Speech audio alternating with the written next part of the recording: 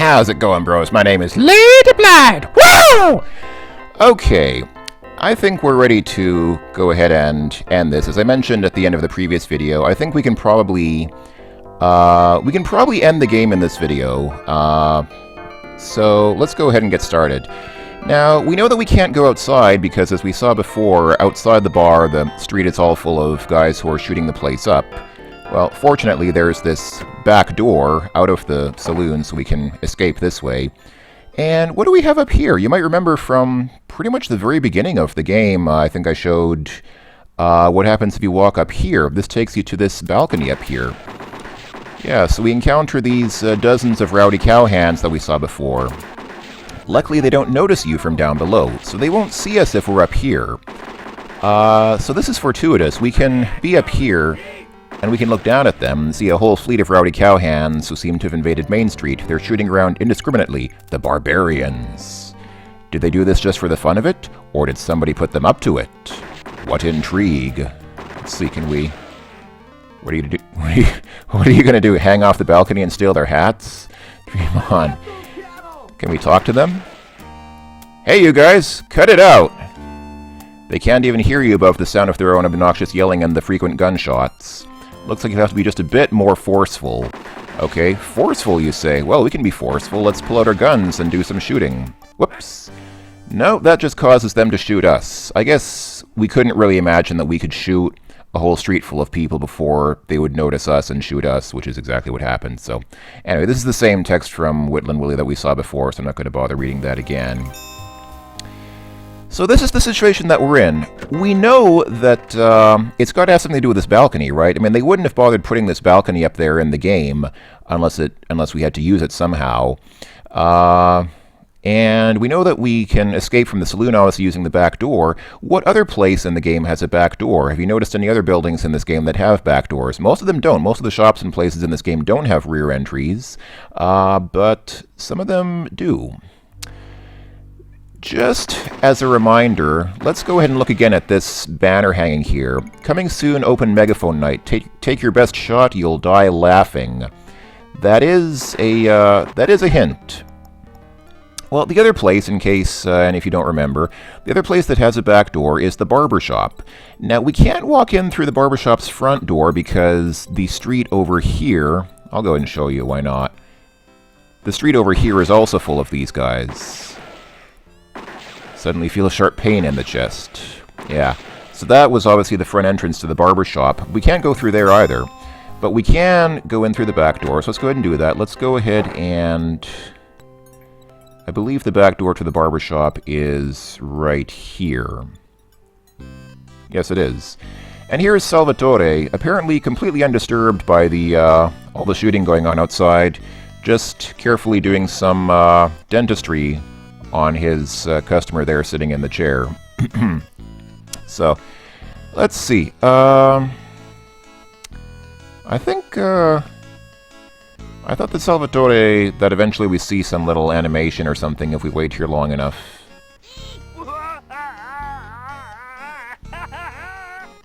Yes, that was the animation I was thinking of. Not sure what that's all about. I guess that's Salvatore extracting a tooth from the customer. That was a little bit disturbing. Let's go ahead and talk to Salvatore. Don't go out on the street now, Salvatore. There's a lot of shooting and nastiness going on out there. Thanks for the warning, stranger. Much obliged. Yeah, Salvatore doesn't recognize us because, like everyone else in town, they don't recognize Freddy through his ear. His silver ear that he's wearing now. But if you think back, you might remember, again, going back to the very beginning of the game pretty much, Salvatore mentioned that he was looking for some dirty reading material for his customers. And what do we have here? We happen to have some postcards, which we got from the brothel, which have some, according to the text here, they have some ladies with prominent features on them. So let's go ahead and display some of these features to Salvatore. Maybe he'll have some interest in them. By the way, some of you might be wondering how this dialogue is different if you're here as Freddy versus if you're here as this disguised guy with a silver ear. I believe the dialogue is no different, so this dialogue that we're about to witness would be exactly the same whether we're here in this disguise or here as just regular Freddy Pharkas, the Pharmacist. You hand Salvatore the French postcards. Your customers may not be able to read, Salvatore, but I bet they would enjoy looking at pictures. No, they're not interested in... Wait a minute! What in the hell are those girls doing? I'm not sure, but I don't think it's legal on this side of the Sierra Nevada. Well now, your exceptional generosity's got to be reciprocated. Could I be interested in you in a free shave? No thank you, Sal. Then how about the free wisdom tooth extraction? Oh, mine are already out. Had him pulled in the dental department while I was in college. Needed the extra money for tuition. And by the way, I'm not sure what this is about. I don't think you get money for getting your wisdom teeth pulled. Usually you have to pay to get your teeth pulled, but maybe it was like a medical, like a student dentistry kind of thing. Anyway. Well then, let me see. He studies his barbershop's interior carefully. Hey, I got it. Take this bottle of that newfangled nitrous oxide I got off in the Farge Welgo wagon last week. Ain't none of these guys around here wants to be the first man too sissy to stand at my forceps for a little old tooth pulling. Why, thank you, Salvatore. Perhaps I can use this in some of my experiments. Let's go ahead and get out of here before we have to witness that a third time. I think twice was quite enough. Actually, once was probably one time too many. But anyway, so now that we're out of there, let's go ahead and take a quick check at our inventory. And yeah, here we go. We have a canister of laughing gas, technically nitrous oxide. So, let's come back here. And now the question is, what do we do with the laughing gas, or the nitrous oxide? Do we click it on these guys? That's the germ of an idea. Unfortunately, you need some way to make sure that gas gets set off. How can we set it off? Can we just throw it into the air and let their gunshots blast open the canister? Well, once again, if we look at the banner, it says, "Take your best shot, you'll die laughing." So, the bullets, combining bullets with this canister is a good idea, but we need to shoot it ourselves. So what we need to do, actually, is set the canister down there, and you can see there it is, sitting on the, yeah, it's the canister of nitrous oxide. You put it there yourself, remember? Yes, I do, because we just did it. I think even my short-term memory is not quite that bad yet. So, now, you might also remember, where's the other place that we can see that banner, besides, obviously, right there on that screen in front of the saloon and the Mom's Cafe and the hotel. There is a place down here. For some reason, this screen here is not being shot up by the rowdy cowhands. I guess because there's nothing here to shoot. The blacksmith shop is closed. There's nothing here except the bank. For some reason, they don't want to shoot up the bank. But anyway, if we come down here, yeah, we can come over here, and you can see it's right up there. You can see that canister sitting on the railing there. Far away, you see a glint from the nitrous oxide canister. If we click on the... Yeah, here we go. From here, we can actually get a nice close-up view of it, and... I might just be seeing that wrong, but it really looks to me like that can isn't resting on the railing, but actually kind of floating above the railing. It's floating... I'm pretty sure it's floating in the air, and not actually sitting on that, this banister or whatever there, so that's a little bit of Old Western magic for you folks. Alright, let's go ahead and shoot out that canister. Oh, no, you don't. You can't shoot the canister the easy way from up close. Try it from far away just like you'd have to in real life. Yeah, so we can't do it from this close-up view. We have to exit out of here, come back to this view, and now from here, we should be able to shoot it from this side. Obviously, you have to be in the right place. You can't shoot it. I don't think you can shoot it if you're standing over here. Let me try it from here. I'm pretty sure it won't work. Yeah, you just don't have a straight shot from here. We have to stand kind of... I think you have to actually be standing in this little gazebo here. So this should be fine. Let's go ahead and shoot that canister and see what happens. You take careful aim with your pistol, slowly squeeze off a shot. You did it! You shot off the canister's valve. Score!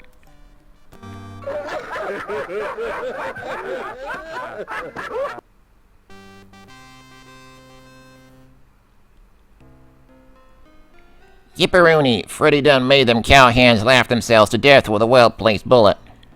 Of course, he didn't have much time to celebrate. The sheriff and the banker and their mysterious employer had figured that the mysterious silver-eared stranger might be a little too much for them amateur rowdies to handle. So they'd called in some big guns from down south, just as backup, don't you know. Yes, so now that we've gone ahead and dealt with those guys by causing them to die laughing, we now have to deal with some heavy guns. Let's go ahead and save here, because we're about to experience...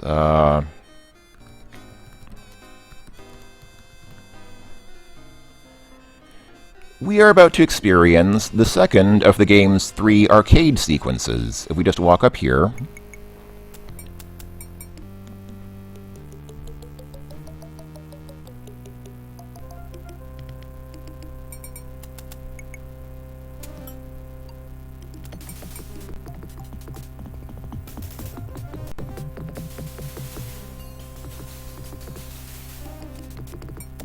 Hey, knock off the sound effects already. What's that rotten smell? Oh no, it can't be. You recognize that smell from your old days as a lawman. More dangerous than Jesse James. Meaner than Johnny Ringo. Deadlier than William Muni. More fun at cocktail parties than Rooster Cogburn. It's the legendary Lever Brothers. Yep, it's us, handsome silver-eared stranger. And we're here to put you 6 feet under. Under what? Your fervent prayer is that your few minutes of target practice with Srini will be sufficient preparation for odds like this. Speaking of which, you folks probably remember just a couple of videos ago when I did that target practice with Srini, just one screen north of here. It got kind of frustrating because I think the game's...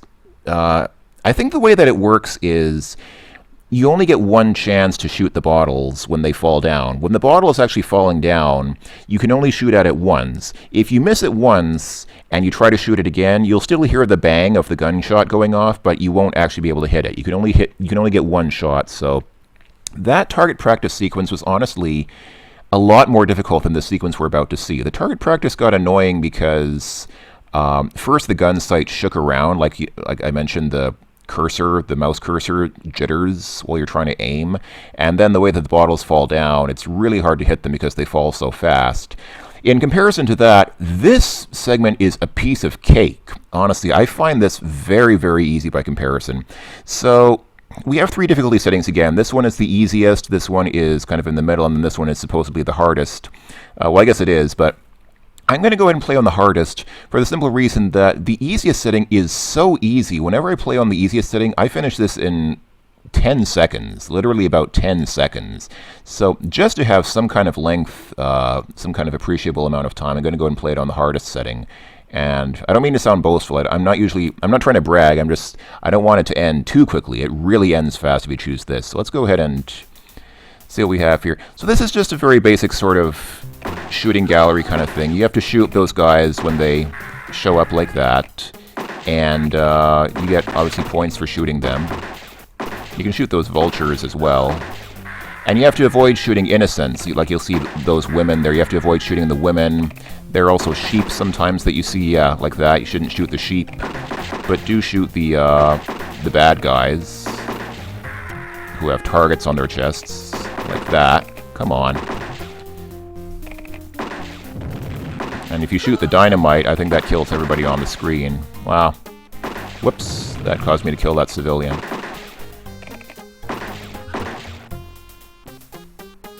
You can also shoot the snails. I think the snails are worth 1 point or something like that. Come on. Okay.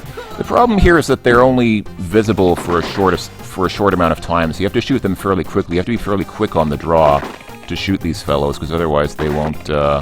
They'll turn around pretty quickly.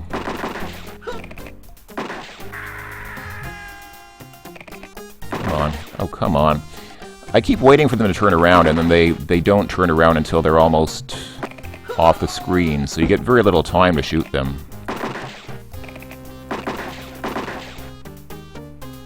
Okay, this is shaping up to be a little bit harder than I thought it would be, I have to admit. I was worried that if I said this would be too easy that it might end up coming to bite me, and I might end up making myself look like a like an unwarranted braggart. I really wasn't trying to brag, last time I tried it on the easy settings, seriously, it was over faster than I probably could have even commented on what was happening. Alright, we won, anyway. With his refurbished shooting skills, Freddy was able to blast the Lever Brothers to smithereens. Now, with those varmints out of the way, Freddy figured that was the end of the story, but somehow the Lever Brothers was responsible for everything that'd been going on in town. But Freddy was wrong. The Lever Brothers had been hired for the task of getting rid of Freddy by whomever had hired the cowhands, and whomever was in cahoots with Sheriff Shift and P.H. Balance. I think that should be whoever, but anyway. And no sooner had Freddy's gun stopped smoking than he heard a familiar twang and a few chords of someone's theme music. Here's where the end game starts, folks.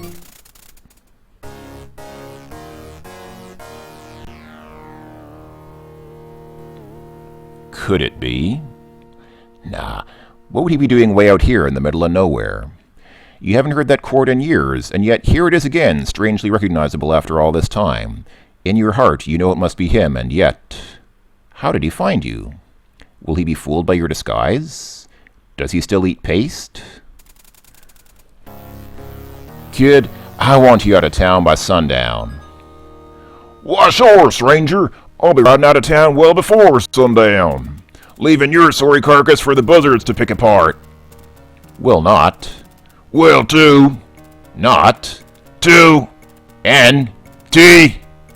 I refuse to play this juvenile word game with you. I refuse to play this juvenile word game with you. What are you doing now, repeating everything I say?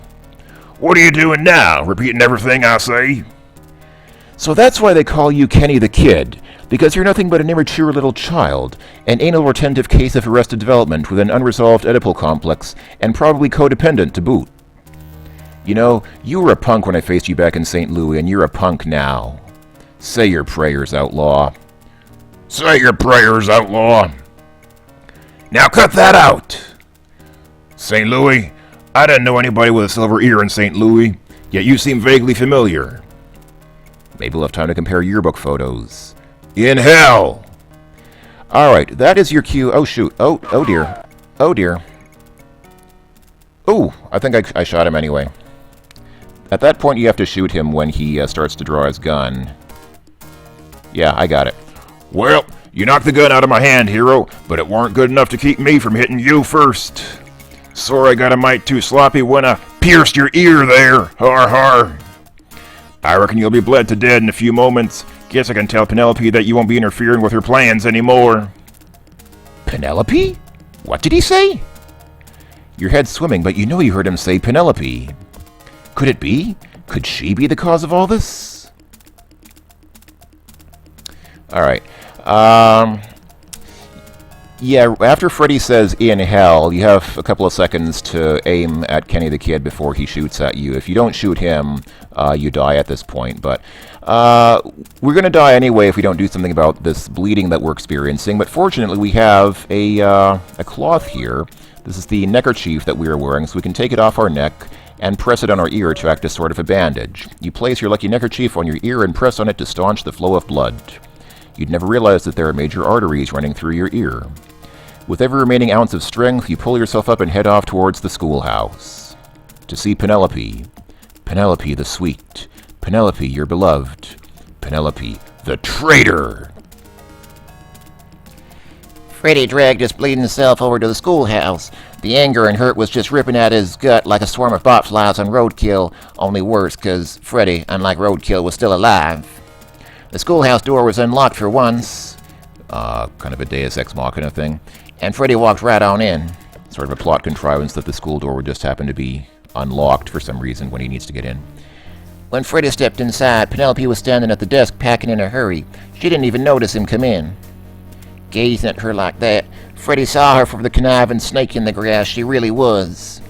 All the bitter hurt and betrayal and rage was too much for Freddy to hold down. It churned around inside of him and finally welled up, bubbling to the surface in a furious storm of outrage as Freddy cried out, Hey, Penelope! What gives? Oh, why, it's you, the silver handsome-eared stranger. Handsome silver-eared stranger, you mean? Oh, right. I thought Kenny'd taken care of you. Are you kidding? He did just the opposite. He hurt me. Just look in my ear. Why, you poor man. You poor brave cowboy.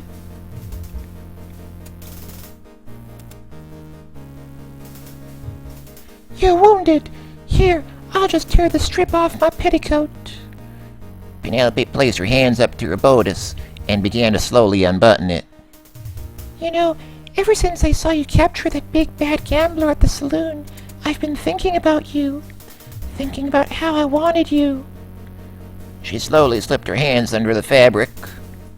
Could this be my Penelope? Is it hot in here, or is it just me? Am I the only one breaking out in hives? Thinking about how I needed you. And before Freddy knew it, Penelope yanked a derringer from her bosom and aimed it at him. Dead! Drop him, gunslinger! Now!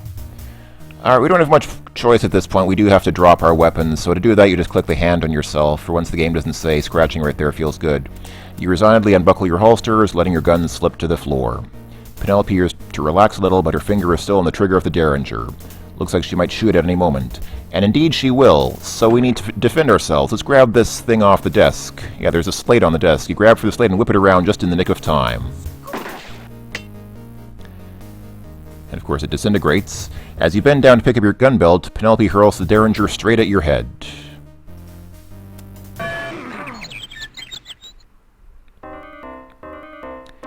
Before I kill you, Mr. Gunslinging Stranger Hero Top, let's find out who you really are behind that silver ear.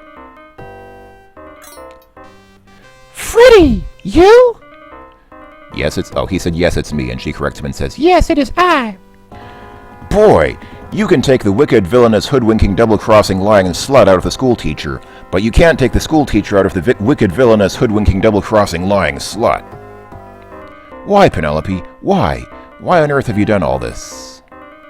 I suppose I can tell you. You know too much already, so I can never let you live. I had just finished my education back in western Pennsylvania at the local Meadville Normal School when I saw a small ad on the school bulletin board seeking teachers for a lovely little village way out west. I wrote a letter of inquiry and was offered the position by the Course Gold Board of Education. They even sent me stagecoach fare. Soon after my arrival, which you saw in the prologue, I believe, I noticed the oily swamp behind the schoolhouse. Being a good Pennsylvania oil country girl, I grasped immediately that Course Gold was literally oozing money. But I could never afford to buy mineral rights on the meager pittance they pay me a single unwed female teacher, so I made a little arrangement with Mr. Balance. He foreclosed whichever mortgages he could and convinced Sheriff Schiff to shut down everyone else. Balance would get the land and buildings for a song and give me the mineral rights I wanted as long as I gave him what he wanted. But Penelope, you seem to be such a sweet, innocent young woman. How could you be such a sleazebag? It had to be me, Freddy. Don't you see? It's always the person you least suspect. I didn't suspect Srini. Could it be him instead? It's a little late for that now. Wait, I really didn't suspect me. Well, if it's you, then I'm doing the town a favor by disposing of you, aren't I? Penelope snickers cruelly. Then, readying her handbag, she eyes the lantern sitting on the newel post. Oops, how clumsy of me. Oh well, Course Gold won't be needing a schoolhouse anyway. Wait, there were a lot of other people I didn't suspect.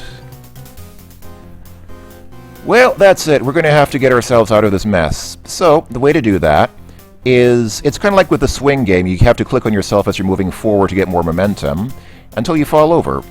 Now, your ear is still sitting there on the floor, so you have to pick up the ear. You scooch the chair closer and closer to your precious silver ear and just manage to snag it.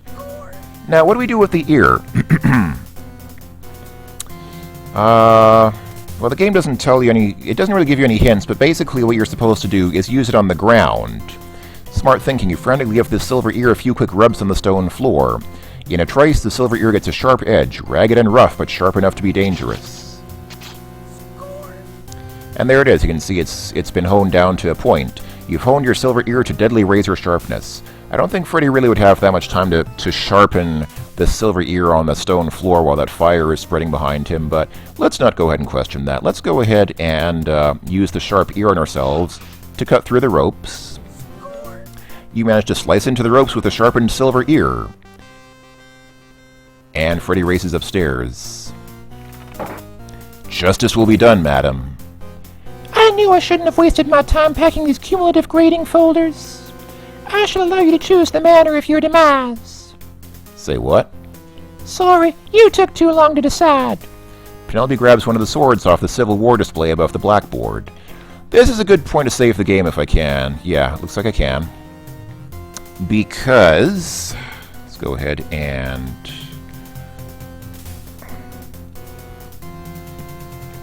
I know that's, I know we haven't actually sworded Penelope yet, but I'm making a pun on sworded. So don't question my spelling, please. So what we do now is very straightforward. You grab the other sword, since there conveniently happen to be two.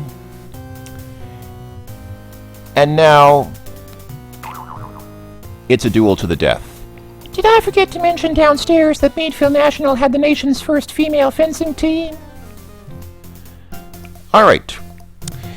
In contrast to the last sequence where I said that it was really easy, this one is quite difficult. So again, we have hard, medium, and relatively easy. So I'll say, give me a break. This is actually a fairly difficult sequence. So we have to take our sword, and basically what you do is when you see Penelope make a move, you have to click on the same place. So like if she swings high, you have to click high. If she swings low, you have to click low. I'm really not doing that very well. Well, that was that. Yep, Freddy made his death at the tip of the sword. Too bad, because he'd gotten so close to saving Coarse Gold from falling into Penelope's mercenary clutches. So Penelope went ahead with her little scheme. She bought up the town real cheap and made millions in the oil industry.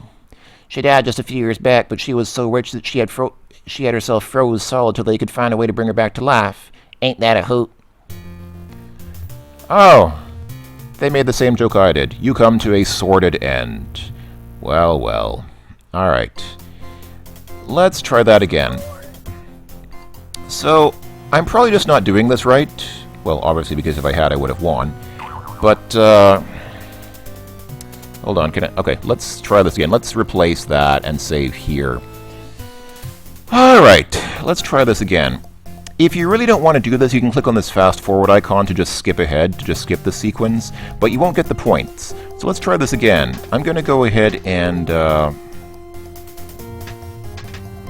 there we go, something like that.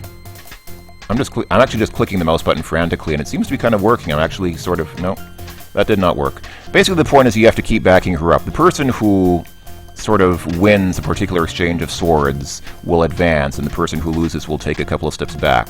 So you have to just be really aggressive with her, I guess, and kind of, okay, this is actually working out pretty well. I'm just getting lucky, I guess. Alright, there we go.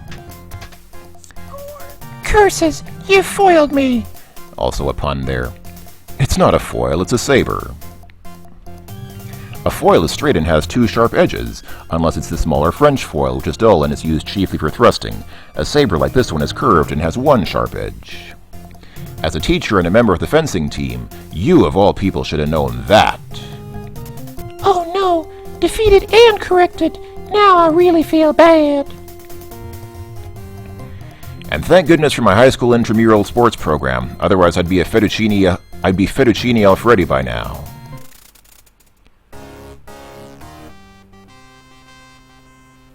I think this guy is based on Ken Williams, the president of Sierra. Oh, it's you! I recognize you now from the old neighborhood. Freddy something! Good to see you again, Kenny. I hope I didn't hurt your hand out there in the street. Alright.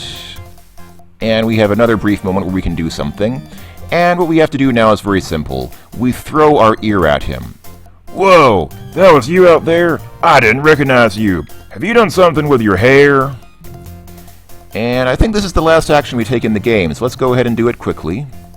Before he shoots us, because of course he will. Not my hair, Kenny, but with this. Wielding your sharpened ear like a Chinese throwing star, you whip it across the room at Kenny and it catches him right in the throat. Isn't that a Japanese throwing star? I mean, ninjas are Japanese, aren't... Well, maybe the Chinese are throwing stars as well, but I think the Japanese ninja shurikens are better known. Anyway, there's our score. 1,000 points out of 999. Like I said, I think there is a way to get 1,001 points, but I forget how. But anyway, we got a little bit more than the maximum score, and that's it. And of course, Freddy ends with the mark of Zorro, except his mark is the prescription symbol.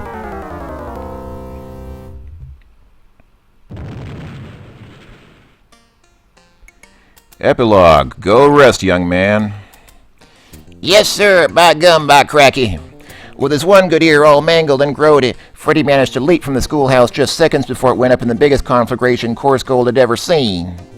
The truth came out about Penelope and how she'd been plotting to buy up the oil rights. There was no earthly way she could have survived the blast. Still, it were curious how they never recovered her body. I'm pretty sure that this was meant to build something for the sequel, because they were planning a sequel to this game, which unfortunately never materialized. But anyway, I guess they could still make one now, 20 years later. More than 20 years later. Sheriff Shift and P.H. Balance were run out of town on a rail. The townsfolk leased the oil rights to some big developers. Soon everybody was rolling in dough, sprucing up the town and revitalizing Coarse Gold. Me, I eventually found my whittling knife all gunked up. I don't remember dropping it. Must have had a spell of stupidity or something. And as for Freddy, well, he made himself another couple of silver prosthesi. Okay. Prosthesi. One replaced the ear that Kenny just shot off, and one replaced the silver ear that ended up fatally lodged in Kenny's windpipe.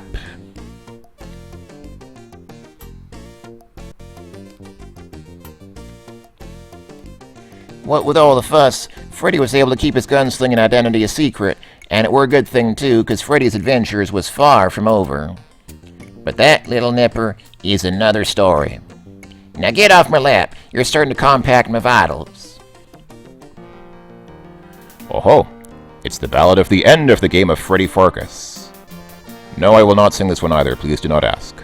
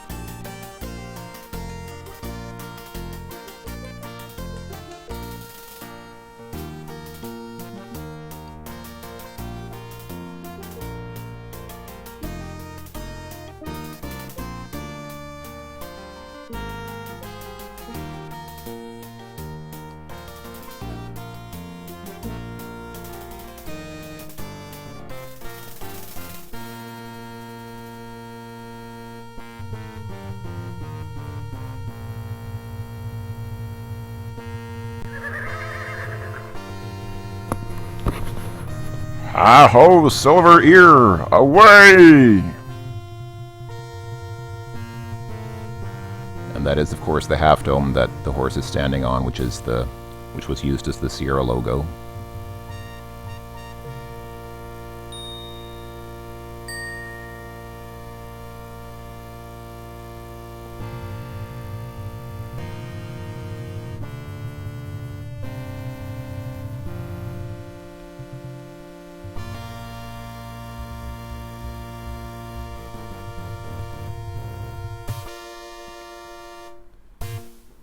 The end.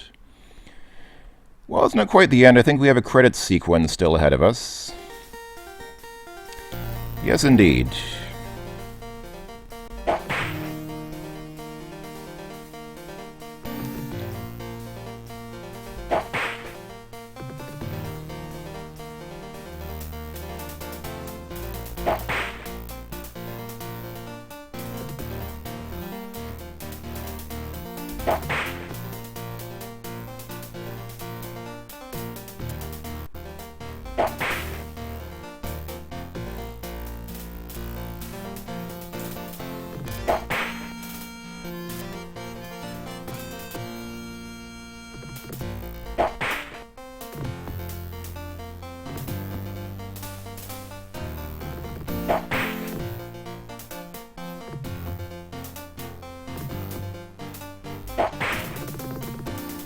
Those of you who are not quite in the habit of watching credit sequences may want to pay a little bit of attention here and there because there will be some sort of, not exactly outtakes, I guess, yeah, like this. Freddy, you? Why, Penelope? Why? Why on earth have you done all this? I suppose I can tell you. You know too much already, so I can never let you live. I just finished my education back in Western Pennsylvania at the local Meadville Normal School.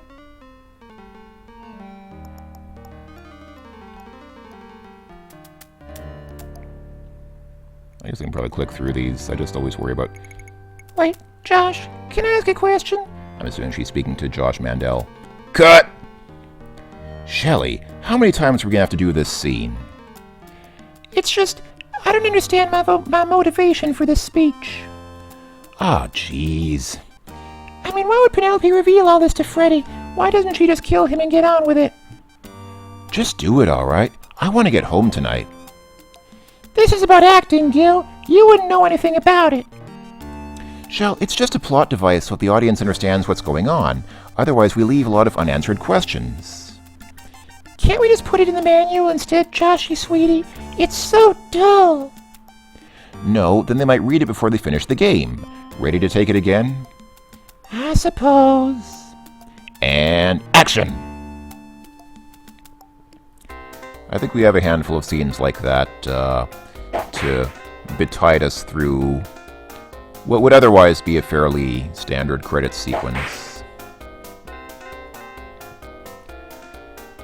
I sometimes think that's a little bit unfair because, on the one hand... Ow! Oh. You hit me again! You really hit me! Cut! Yes, I'm cut and I'm bleeding too. I hope it's serious. I'm gonna sue. This is what happened to Margaret Hamilton, you know. Where are you bleeding? My finger! He'll never pick his ear with that finger again. You shut up, this is all your fault. Can you suffer through one more take, Gil? Sure, Josho, and I'll bleed to death, but you'll have your game. That's what you want, isn't it? So come on, let's do it. What are we waiting for? Come on, let's go. Use the pain, directed at Shelley. Alright. Yeah, I sometimes think it's a little bit unfair because the whole point of the credits sequence is to give credit. It's to acknowledge the people who worked on the game or the movie or whatever the credits are for. Oh, my former fellow, I'm but a weary traveler from a land far, far away. Cut! What there was wrong with the dot? The accent slipped, Antonio. What are you talking about? That was perfect. You don't know an Indian accent if she hits you over the head. I didn't hear any Italian creeping in. I thought it was pretty good. I'm going into my trailer. I can't work under these conditions. You call my agent. You don't like my accent. Antonio, don't walk on the ants. Ants! Ha! That's what I think of your lousy ants. Mike, get Antonio's agent on the phone. Steve, get the rest of the programmers down here. Gil, take 5. Yeah, I mean, we're supposed to be appreciating the people who worked so hard on this game, and then you have all these little sort of bloopers and things like that, which are just kind of drawing people's attention away from... Stunt! Stunt double! Hey, I said stunt double! I'm not doing this jump myself. I could break my neck. Gil, just do it. Yeah, right, like that's in my contract. My stunt double is supposed to handle this. She can't. She quit yesterday. What? Why? People work with me here. I'm sensing reluctance. And please, just do the jump before we lose the SA set, alright? Doesn't this scene take place at night? We're shooting day for night. It's cheaper. The artist will fix it in post-production. Oh, I see. Off the set, Millie. But I wanted to watch Gil break his neck. Get out! He's nervous enough about doing the scene without you watching him. This is ridiculous. I swear I'll sue if something goes wrong. This is what happened to Margaret Hamilton, you know. Just do it! And action! Ow! Workers' comp! Workers' comp! Cut!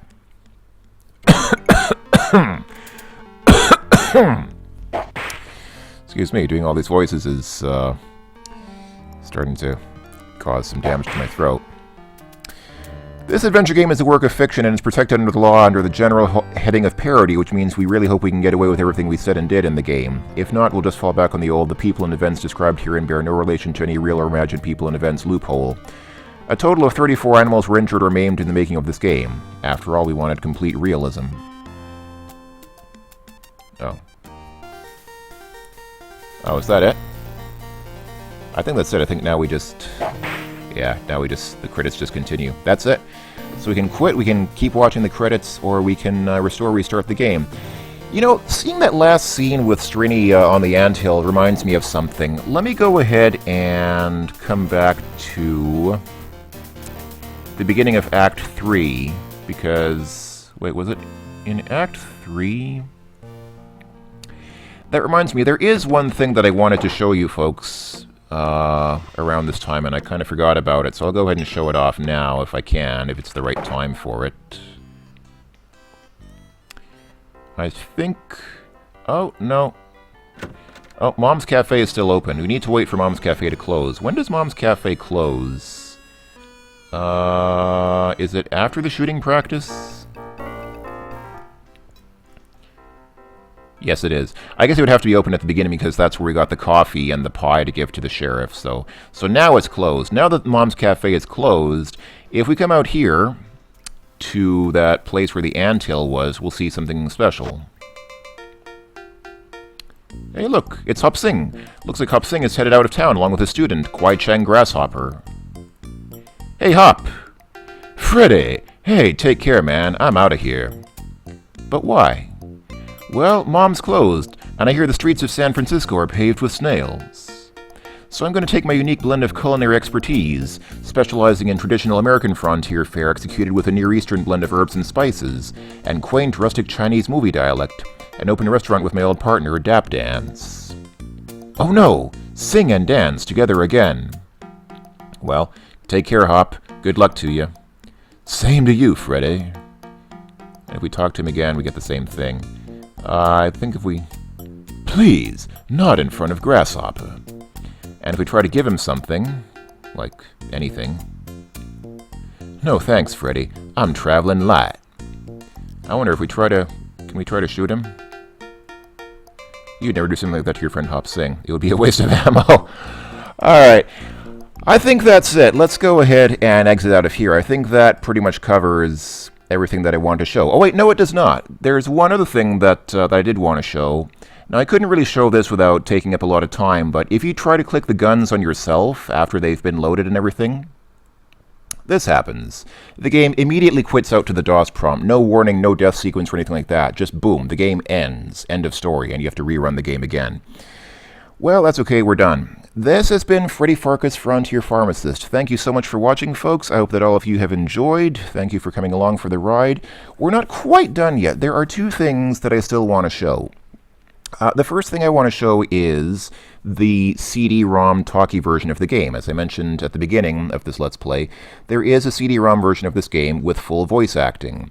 I would like to make at least one video that shows off the voices just so that you can hear how they were done, how the voices were acted, and what the different characters' voices sound like in the voice-acted version of the game. The second thing I do want to show off is the demo. There was a demo released for this game, which includes a puzzle. It's basically just one puzzle. The whole demo is just basically one situation, one puzzle, which does not appear in this finished game. So it's actually something new that we haven't seen yet. So it was just kind of a demo with, I think, about a half dozen rooms in it to sell the game, kind of to get people interested in the location and see what happens there. So that I can probably get done in one video. So we probably have just 2 more videos to go. I'll probably make one video of the CD-ROM talkie version, then another video of the demo, and I guess that'll be it. So that's it. That was the end of the game. Thank you again, everyone, for coming along. And yeah, I'll see you a little bit later with a couple of bonus videos.